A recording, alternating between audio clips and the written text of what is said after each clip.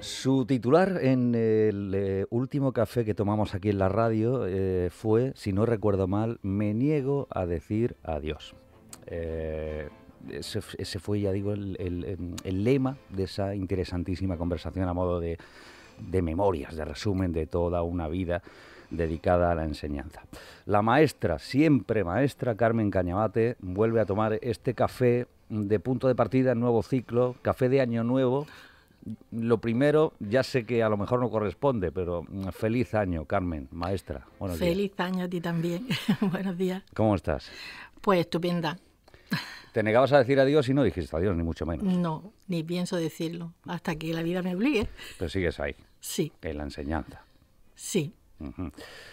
¿De qué manera? Pues mira, de muchas maneras y todas un poco caóticas. Pero para mí la educación es fundamental y además tengo la sensación de que estamos en tiempos muy convulsos. Entonces, bueno, primero no dejé de colaborar con el Clara Campoamor porque para mí la biblioteca era fundamental, es un centro donde se usa muchísimo y requiere mucho tiempo y la coordinadora de la biblioteca solo tiene 3 horas. Y entonces, bueno, me metí allí de lleno para ayudarle un poco en la catalogación, que es lo más difícil. Pero luego, pues, en todo, en préstamos, con ideas, ayudo en todo lo que me pide. Luego, la formación, porque yo creo que tengo cosas que decir. Seguro, seguro. Que poco humilde. No, seguro. Pero bueno, después de casi 40 años de docencia, creo que tengo cosas que decir y donde me dejan las digo. Entonces, bueno, pues con formación también. Hace poco, desde la universidad, una profe me llamó para pedirme una colaboración súper chula. He estado en un voluntariado relacionado con lectura y escritura también el año pasado, muy interesante. Y luego pues estoy ligada a grupos de literatura infantil, de álbum ilustrado. Y bueno, pues todo eso, creo que lo mismo hasta se me escapa algo.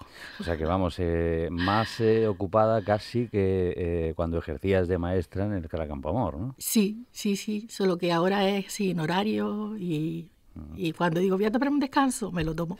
Oye, tu visión de la enseñanza con este otro punto de vista, con perspectiva, con cierta distancia ya, ¿en qué ha cambiado respecto a cuando estabas en el meollo, digamos, de...?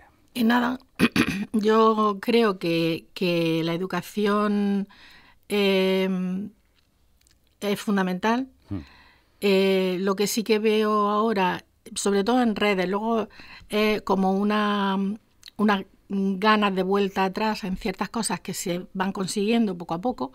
Espero que ese grupo de gente que tiene esa ansia de vuelta atrás no lo consiga, porque realmente tampoco hemos ido muy adelante. O sea, la educación va muy lenta y la mejora de la educación va muy lenta.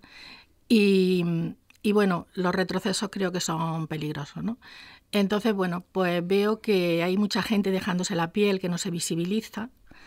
Y sobre todo que tenemos una escuela pública buenísima que se cuida poco. Fíjate, esa es la sensación general, desde fuera también, a nivel de medios. Es decir, ¿y por qué se cuida poco? Pues mira, porque se cuida poco, primero porque los docentes yo creo que están poco reconocidos. Es como que no hay una... El caso es que luego cuando hacen encuestas en familia y todo eso, parece que sí, pero bueno, parece como que tuviéramos siempre la espada de Damocles sobre los docentes y las docentes, ¿no? Luego, las ratios son muy altas. Yo creo que con los niños y las niñas del siglo XXI, que necesitan cosas muy diferentes que estar sentado en una silla en silencio, tampoco se le puede pedir al profesorado que atienda igual cuando quieres trabajar colaborativo, cuando quieres hacer investigaciones con los niños, cuando quieres usar otros materiales. No es lo mismo tener una clase en secundaria de 35 o en primaria de 25 y 26 que una clase a lo mejor de 15 alumnos, 20 alumnos. Es otra cosa diferente. O sea, yo creo que las ratios tendrían que disminuirlas. Los recursos no son todos los que debieran y luego falta profesorado, falta mucho profesorado. Y una cosa que estamos viendo también que falta cada vez más, porque yo estoy en el sindicato USTEA también, es que la atención a los niños con dificultades. O sea, los PT, las personas de apoyo en infantil, todo ese tipo de personas, orientadores y orientadoras, hay poco. Entonces, los pocos que hay se dedican a hacer diagnósticos en plan rápido y no hay una atención integral de niños con dificultades. Eso está yendo hacia abajo de una manera preocupante. Preocupante, ¿no?, en los últimos tiempos. Sí. Ya no influye pues, la crisis que tuvimos, que bueno, ya hablamos en su día, no hace no demasiado tiempo. La dichosa pandemia no influye. Venía de antes, imagino. No, yo creo que aumentan las plazas en la concertada, que al final la pagamos todos también, porque bueno, la privada quien pueda que se la pague, pero aumentan las plazas en la concertada y disminuyen puestos en la pública. Entonces, yo creo que tenemos una educación pública buenísima, poco cuidada. Necesita mejorar. En infraestructura, en recursos, en profesorado, sí. ¿Pero progresa adecuadamente? Mucho. Creo que hay gente dejándose la piel en la escuela pública. Si uno busca en cualquier buscador de la red, de internet, pone Carmen Cañabate maestra, aparecen un montón de entradas, ¿no? Y eso da buena cuenta de su actividad, ¿no? Pasada, presente y futura. Y ahora te tiraré de la lengua porque se aproximan también jornadas, eventos que tienen que ver con la educación y contigo, ¿no? Sí. En provincias muy próximas, ¿no? Pero hay dichos que ya compartías con nosotros, ¿no? Y que supongo que mantienes. La educación debe ser dialogada, pensada, compartida desde diferentes miradas. Absolutamente, sí. ¿no? De hecho, tú lo has practicado. Sí. Sí, yo creo, vamos, y por ejemplo en nuestro centro uno de los pilares básicos es el trabajo colaborativo del profesorado. O sea, yo creo que es bueno que antiguamente se decía, bueno, antiguamente y todavía se usa mucho lo de cada maestrillo tiene su librillo y cierra la puerta y tú haces de tu caponsayo. Pero cada vez más yo creo que tal y como evoluciona nuestra sociedad se necesita la colaboración entre el profesorado. Entonces, por un lado, en los centros yo creo que es fundamental que lo que se haga en colaboración. O sea, que se... Claro, si utilizan un libro de texto tampoco necesita mucha colaboración. Por dónde vamos y a dónde vamos y qué excursiones hacemos. Pero cuando quieres salirte de ahí necesitas mucha colaboración del profesorado y luego... A mí, mi experiencia, mucha formación también en grupo, quiero decir, formación que parta de la práctica docente y se reflexione sobre la práctica docente y cómo mejorarla. Luego tener cintura ancha ante el programa educativo de turno, quiero decir, salirse de ese programa en ocasiones, ¿no? Verá, yo ahí, nosotros tenemos... Como tú imagínate que en un banco alguien dijera yo me quiero salir de... No podría. En educación tenemos también una normativa, o sea, un currículum que cumplir. Y yo creo que los últimos currículum, con variaciones y tal, dejan suficiente amplitud para hacer cosas muy interesantes. Entonces yo creo que hay la crítica permanente a que los papeles, las leyes, son malas.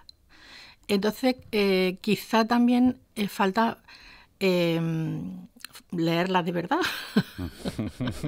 Leerlas de verdad. Leerlas de verdad.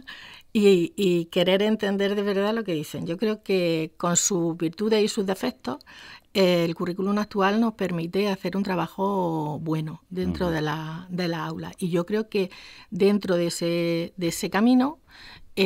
pues los centros, los docentes pueden tener una cierta autonomía para ir para un lado u otro. Nuestro currículum no es tan cerrado, ni lo que sí nos habla de cosas interesantes, que el alumno, lo que se haga en el aula sirva para la vida, de trabajo colaborativo, de entender la inclusión como algo fundamental. Entonces, bueno, pues... Sí, a veces hay que salirse de cosas, pero yo creo que en realidad en educación los últimos currículum van en ese tipo de línea como van en Europa y entonces, bueno, lo mismo tienen cosas que no te gustan tanto, pero yo creo que esas son muy interesantes. Otra de las entradas de Carmen Cañabate maestra, ya digo, en la red, la escuela tiene que formar personas que se quieran, que sean felices, que sean ciudadanos y ciudadanas. Sí. Lo que pasa es que eso hay mucho en redes de crítica es que educar a los niños para ser felices significa que no aprendan. O sea, hay un aprendizaje muy serio que a los niños y a las niñas les gusta. Quiero decir, la motivación por el aprendizaje tiene que ser intrínseca. O sea, yo puedo bailar mucho con los niños y hacer muchas actividades lúdicas y que no aprendan. y luego puedo hacer actividades serias de aprendizaje, de investigación, de búsqueda, en las que ellos son felices. Los niños desde los 3 años preguntan cosas muy serias. ¿Qué pasa después de la muerte? ¿Dónde están las estrellas? ¿Cómo se sujeta? Todo eso lo preguntan los niños desde muy pequeños. Entonces, trabajar sobre eso a ellos les gusta porque significa aprender el mundo. Entonces, como decía Freire, aprender el mundo antes de aprender la palabra. Entonces, cortar eso, la escuela a veces corta eso, ¿no? Entonces, cortar eso es un error, porque el aprendizaje al niño, ese aprendizaje serio hace a los niños felices. Entonces, no me refiero a la felicidad de hacerlo todo con cancioncitas o ponerle moñitas a las letras, no. Me refiero a guiarlos a ellos en un aprendizaje serio del mundo que les interesa. Correcto. Que es respetarles, quiero decir, hablarles, explicarles de tú a tú. Sí, y escucharlo. Y escucharlos. Escucharlo, claro. Porque los niños de muy pequeños tienen hipótesis sobre las cosas. O sea, yo recuerdo una niña de 6 años, hace mucho tiempo en La Mojonera, que cuando estábamos en un proyecto sobre el calendario, salió el tema pues de la luna en los calendarios, y ahí nos fuimos al sistema solar.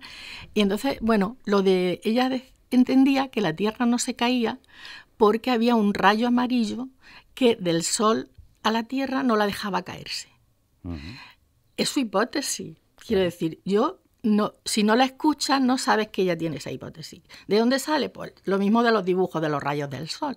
¿Qué pasa? Pues que esa niña no va a llegar adulta con esa hipótesis, pero es bueno escuchar de dónde parte ella, ¿no? Y buscar actividades que le hagan ver que hay veces que no hace falta algo que sujete, sino que la fuerza sujeta. Claro.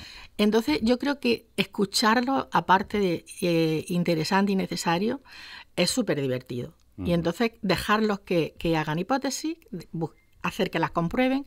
Todo eso es un mundo muy serio de investigación y de trabajo que requiere una formación docente muy seria, requiere no sentarse en una silla en toda una mañana y es apasionante. La gente que yo conozco que trabaja en esa línea de escuchar a los niños, partir de ahí, investigar con ellos, toda la gente que conozco es feliz.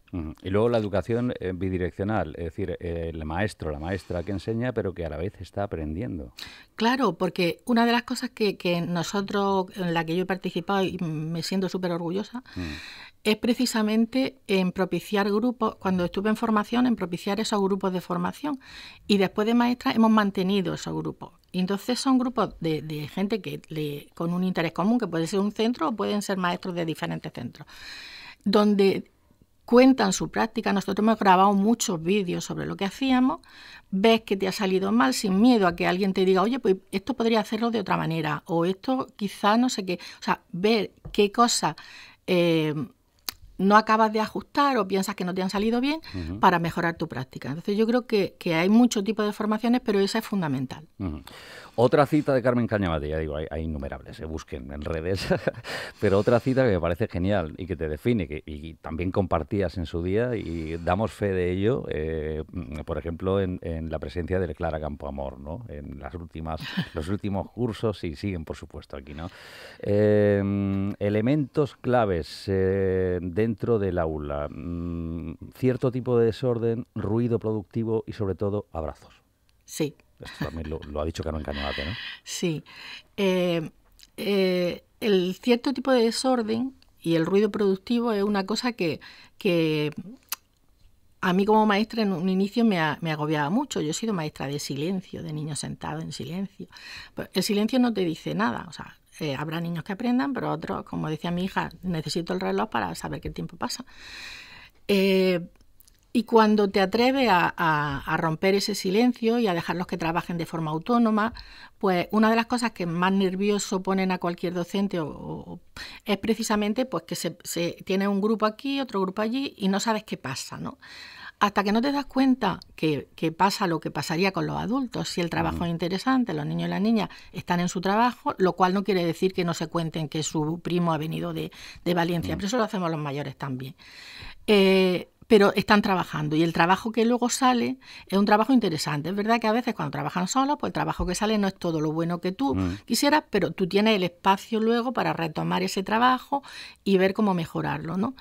Entonces, bueno, a eso me refiero con ese cierto ruido pedagógico, ¿no? Ruido productivo. Ellos están trabajando cuando están en grupo y tú tienes que centrarte en un grupo. O sea, que no puedes, a veces sí, ¿no? Pero que normalmente eso te permite centrarte con poquitos niños en cosas interesantes. Y luego el caos, entre comillas, es que cuando trabajas así, cuando estás haciendo un proyecto, no siempre va acabando cosas a la vez, todo a la misma vez, acaban en las mismas actividades, si no se llevan a casa, sino que, bueno, se quedan cosas que tienes que retomar y reubicar. Entonces, pues constantemente lo que es una programación no es una cosa estática, y aparte de eso a veces tú programas cosas y te llega un crío con un problema o con algo interesante que te interesa retomar. Entonces, ese cierto caos que no tiene nada que ver con no planificar, sino todo lo contrario, que tiene que estar planificando más constantemente, es al que me refiero, que es muy interesante porque realmente esa es la vida, ¿no? Entonces eso... Bueno, y lo de los abrazos, yo creo que sí, creo que los niños tienen que sentir que se les quiere, o sea, tienen que sentir que en el sitio que están se les respeta. Sentirse a gusto. Al final la escuela es como una familia. Entonces son muchas horas al día donde tú tienes que sentir que estás cómodo, que se te respeta, que se te quiere y que se te escucha a veces con cosas que no tienen nada que ver con el aprendizaje, pero que te preocupan. Sobre todo en primaria los niños son muy pequeños. Bueno, y en secundaria no son pequeños, pero están en una edad muy mala. Entonces, ese sentido de escucha, de me importa, es fundamental para el aprendizaje. Fíjate, me has leído el pensamiento porque iba a cierta desconexión, sensación generalizada, a lo mejor injusta, puede generalizar, siempre es injusto, ¿no? Habrá casos y casos, pero se observa desconexión, familia, maestros, alumnado, en ese salto, el salto que va de primaria a secundaria, ¿es así realmente? Yo ahí te puedo hablar como madre y observadora, ¿no? Sí y no. O sea, la adolescencia es una etapa muy dura. Los centros de secundaria tienen una estructura muy rígida. Sí, ya te digo que la educación en general está poco cuidada. Yo creo que los centros de secundaria también están muy poco cuidados. Tienen unas ratios altísimas. El profesor va de hora en hora, o sea que puede tener bien 100 y pico alumnos y alumnas que controlar. Quiero decir que ahí, ¿cómo sabes tú que Pepito tiene a su madre enferma? No te da tiempo. O sea, los centros secundarios yo creo que necesitarían un replanteamiento serio. De hecho, los centros pequeñitos son como más humanos. Los centros me estoy acordando del Instituto de Gádor, que me parece una joya de centro, ¿no?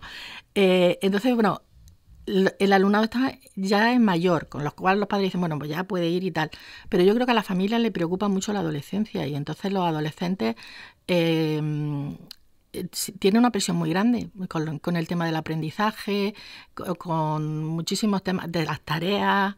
Yo creo que sufren de una presión muy dura y de hecho no se habla mucho de temas de suicidio a esas edades, de cosas muy importantes que habría que retomar. La secundaria es una etapa que habría que repensar mucho. Mucho. Ya digo que esa es la sensación, ¿no? Que se sí, tiene mucho. que confirman docentes sí, también que están en la secundaria, ¿no? Necesita mejorar mucho, por tanto, la secundaria. Sí, yo creo que está muy abandonada por la administración. A su suerte. Sí. Carmen, uno imagina desde fuera, fíjate, comentábamos con Juancho ahora, descubríamos esta semana, gracias a Fernando Yélamos, médico jubilado hace bien poquito, pero ha solicitado ser médico emérito, porque esa figura existe dentro de la Consejería de Sanidad a nivel autonómico. La figura del maestro o maestra emérita no existe, no se contempla, pregunto. Pues no, así como no, en realidad... Es decir, a modo de bueno, apoyar, respaldar, él lo explicaba, ¿no? Sí. A los jóvenes, a la juventud que necesita ese apoyo de la experiencia, ¿no? No, yo, las maestras que conozco más cercanas a mis jubiladas están también metidas en el mundillo de la lectura, la escritura, e incluso a veces contar cuentos en centros y tal. Pero no conozco mucho y desde luego contemplado en la administración no está. Yo lo que pasa es que en el Clara pues era como yo fui jefa de estudio, entonces yo sé lo que la biblioteca demanda. Allí se usa muchísimo porque si no tienes material para trabajo por proyectos es muy difícil, y para nosotros todo lo que es la alfabetización informacional es fundamental, con lo cual los fondos de la biblioteca se han ampliado mucho en temas de conocimiento, de historia, de ciencias naturales, de ecología, de toda la parte de conocimiento. Claro, eso implica una labor de catalogación, que esa labor es muy fea, de ordenador, de catalogación, farragosa, de organización, muy compleja. Entonces, las coordinaciones de la biblioteca solo tienen 3 horas, que resume la importancia que se le ha dado a la biblioteca toda la vida, o sea, poca. Y un centro necesita muchas horas, para que la biblioteca funcione bien, muchas horas de alguien en la biblioteca. Entonces, bueno, pues yo dije, venga, pues ahora que tengo todo el tiempo del mundo, dedico un par de días o 3 a venirme por la mañana y a ayudar a que la biblioteca esté organizada, ordenada. Es verdad que los préstamos, se hacen muchísimos préstamos, todos los niños del Clara se llevan libros desde los 3 años. Entonces, es una labor, un trasiego constante de libros en el cole. Bueno. Y me encanta llegar por la mañana. Yo paso por el pasillo y oigo ese ruido de niños ahí, de maestras que luego me cuentan cosas súper interesantes. Y me meto en mi biblioteca, con el ventanal tan bonito que tiene. Y nada, por de vez en cuando algún libro digo, ¡ay, qué cosa más chula! Y me lo leo así, y digo, ¡ay, qué bonito! Y nada, pues ponemos nuestros rincones de novedades, nuestras exposiciones temáticas. Entonces, bueno, pues me encanta ese trabajo de voluntariado. Ya decíamos, no has dicho adiós ni muchísimo menos. Te vas a decir adiós y no has dicho adiós, sigues ahí, ¿no? No, porque luego me cuentan, claro. y entonces, bueno, pues estoy ahí un poco metidilla en el meollo. Uno imagina que se te pide consejo, es decir, ya no solo desde el centro educativo en el que has estado la mayor parte de tu trayectoria, sino, bueno, en general. ¿Se te pide consejo? Sí, si no lo doy yo. Y si no, lo das tú, ¿no? Sí, la verdad es que bueno, pues me encanta sobre todo porque cuando te cuentan la anécdota, o sea, yo tengo pendiente, pero no sé si voy a ser capaz o me voy a morir antes, de escribir un anecdotario educativo, porque las anécdotas del cole son a veces un auténtico tratado de pedagogía. Entonces me encanta que me las cuenten. Y luego, bueno, pues cuando empiezan proyectos, ¡ay, que vamos a hacer no sé qué! Y a mí me encanta buscarle recursos y bueno, también organizo los carritos para esos proyectos para ella. Entonces estoy un poco así al día de lo que pasa allí. Bueno. Oye, mirando al presente y al futuro inmediato, dentro de tu actividad, como apoyo, asesorando también en encuentros educativos, yo no sé si eres profeta, te sientes profeta en tu tierra, en la provincia de Almería. Me ha contado Pajarito que, por ejemplo, en Málaga ya mismo vas a estar en un evento, un encuentro. Sí, he hecho, desde que me jubilé, he hecho bastante formación. En Málaga he hecho varias cosas, también en Sevilla, y ahora también en Galicia, en febrero, tengo también una jornadas ahí, con un colegio. En Almería no quieren jubilados, no sé por qué. Me parece bien también, quiero decir que hay mucha gente joven por ahí súper, pero ya te digo que yo tengo como esa necesidad de decir, yo quiero contar las cosas que he aprendido, porque no son mías. Han sido 40 años de claro, aprendizaje gracias a otras personas. Entonces, pues me apetece un montón. Luego también con la universidad, antes de Navidad... Universidad de Almería. Con la Universidad de Almería tuve la gran suerte de que Teresa García, que es una profesora estupenda, me llamara y me dijera que iba a hacer que cuando al alumnado de magisterio se le explica lo que es el trabajo por proyectos, pues ella a veces llevan gente de centros que lo explican y tal, pero que ella tenía la sensación que no se enteraban muy bien. Entonces había pensado hacer con su alumnado un proyecto, con su alumnado de magisterio, un proyecto y de alguna manera que yo le ayudara a visibilizar cómo lo que ellos iban haciendo aterrizaba en un aula de primaria. Entonces, bueno, ha sido una experiencia maravillosa, o sea, porque trabajar con Teresa siempre es maravilloso, una profe estupenda. Me ha encantado ver cómo luego los alumnos le decían gracias Teresa, cuánto. Y te das cuenta de que realmente el alumnado de magisterio viene de porque eso que dicen ahora de que el trabajo por proyectos está destrozando la educación es mentira, no se hace muy poquito. O sea, seguimos anclados al libro de texto, niños, ejercicio tal, eso en su gran mayoría. Entonces, es lo que hacen los niños y las niñas en las escuelas. Entonces, ver que ellos vienen de esa tradición escolar y que si llegan a la escuela se van a encontrar con eso y en medio la teoría sí, pero cómo aterriza. Entonces, lo han hecho genial, tienen muchas dudas sobre muchas cosas y ha sido una experiencia también maravillosa. Qué bueno. Aportando, fíjate, a mí me ha chocado, me ha chocado. En Almería no quieren jubilados. O sea, no lo puedo entender, pero en fin. Bueno. Es un eco que te han constatado, te han confirmado, ¿no? Sí. O sea, que no... Es una realidad, pero bueno, en fin. Yo de todas maneras no soy una jubilada cómoda. No soy una jubilada para nada, cómoda. Para nada. Oye, el último broche, Carmen, también lo dijiste tú y lo mantienes, imagino. Ser maestro es ser maestro en equipo. Ningún cambio que haga una sola persona vale para nada en educación. Los cambios en educación tienen que ser en grupo. Sí, porque al final dice, bueno,